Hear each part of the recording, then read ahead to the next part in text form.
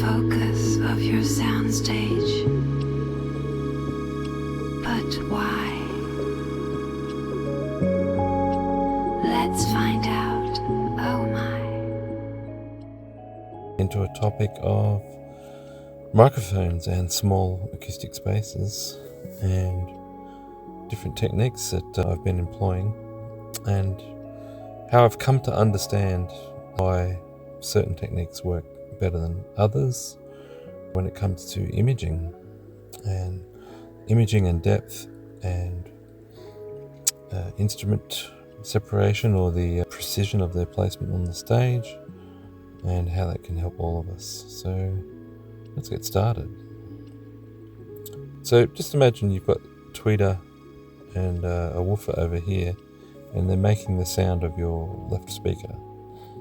Now, when we sit here and listen to it, we imagine that it's coming from there, and we hope that we can get that as focused as possible. But the truth is that we'll get some energy from there. Some of this energy from there is bouncing off this area there on that windscreen, and some of it's bouncing off this roof here, and some of it's bouncing up here on that front windscreen, and some of that down there in your door or your kicks is coming out of that footwell wherever, willy-nilly. Some of it's loading off this side door. Some of it might be bouncing off your A-pillar, and so forth and so forth. Some of it off your center console, some of it off your roof ceiling and back down on you, and some of it will travel all the way across the cabin and hit this other side door, window, and just the energy coming back from there. The roof here, some of it's coming off here, and you get the point. A lot of bass frequencies can come from the back of the cabin and bounce to the front of the cabin and then back again. So you have all these other modes and standing waves and things like that. Now, a microphone will, in this area here, pick up all of these areas as information on your graph, and especially here, so a fair bit here, but a certain amount here. So it's proportional, but they will appear on the graph, and you're hoping that you're going to measure this area, but you're also measuring this area, because the microphone can't see what you're pointing at, because microphones are omnidirectional, or measurement microphones are 90% omnidirectional, and most people are told to point it up at the ceiling anyway. And if you did point it at places, then you're changing your chances of getting an even frequency response to your detriment anyway. So pointing up is the general rule. So microphones don't know what you're trying to measure. They just measure everything. Now, it's true that a lot of that power that you want is being measured, and this other stuff you can argue is 20%, but 30%, 5%, whatever, but it's in your data. And that's why when you're trying to get good centering, that your results may vary, and depending on your technique. Some people do wavy face, you'd call that wavy face. Some people do an array where they might use 7 mics like this, and some people might have an array like that and an array like this, and some people might do combinations of mic techniques. Now, the mic technique I was using, I called the spherical technique, and that involves doing a scan from this point out to a radius, but measuring different layers in a sphere, like so. And this is where the graphics totally falls down into a heap. So there's your sphere technique.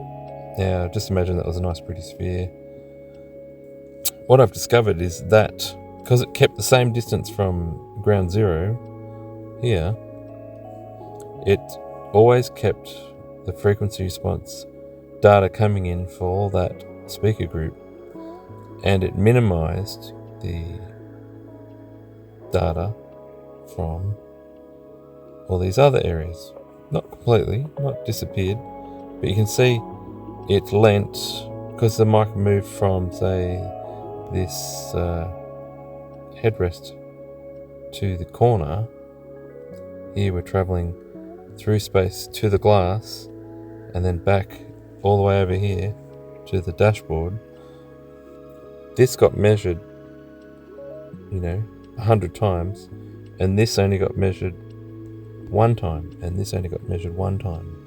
So in essence, it weighted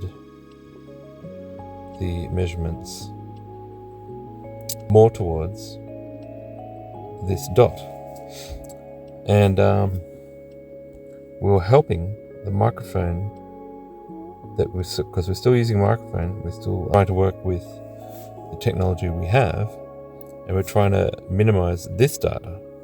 So another way I could try and explain it was we're giving more value to this and less value to this.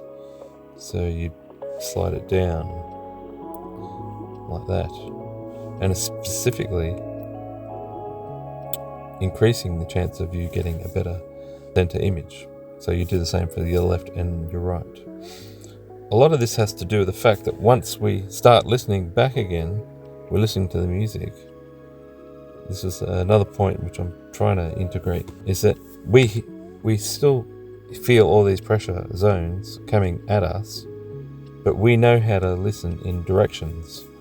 And some people might not think we can hear directionally, but that's another topic for a long video. But we can actually hear.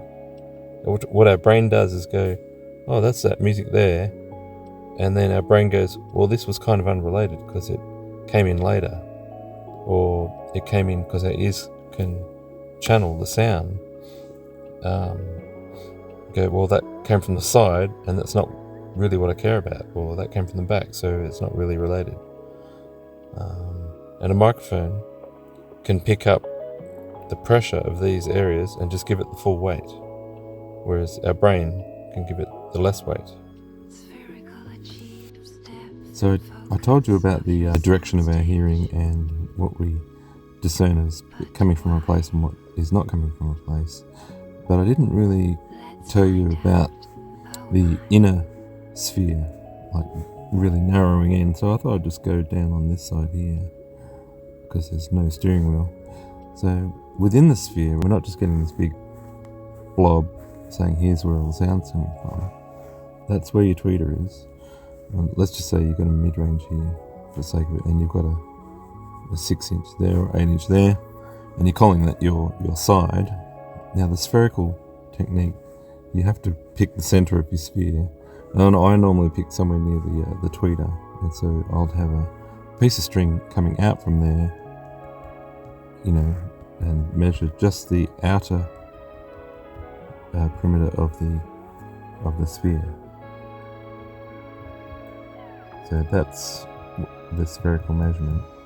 And how it's helping is that we all know that we hear directionally, but we're not that superhuman with our directionality of our hearing. So it helps for the other parts of the cabin and the directions that are definitely 90 degrees, 45 degrees off axis. But what about these other little incidental areas like this and this?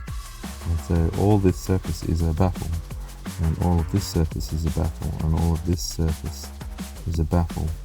And what I say that spherical is doing is that every part of this inner baffle can be given a number of importance. So your actual speaker domes will give you the importance of a number, let's just say the number 10. Alright, that's really important because that's where the sound is coming from.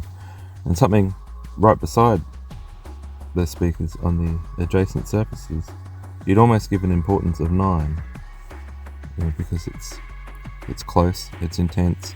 It's also hard to distinguish directionality, but you'd like to start distinguishing if you could. And the further out you get, this is where the interesting part of spherical becomes, that you can give this a value of 8, the further it goes away. Different surfaces that are further away can get an 8. And then further away again, you can give 7, 6, 5. So because they're further away, you can start to distinguish them, and hopefully in spherical you can measure these numbers. They get lower in the weighting of the spherical measurement automatically, because if you're over here, I can't really do this in 3D. If you're over here, the angle to this mirror here, of this glass, is different than when you're scanning spherically from over here near this window. Looking at it this way, this reflection is taken out. Yet something really close to the tweeter is still getting measured. So the things that are close from different angles are still getting the priority from your spherical measurement.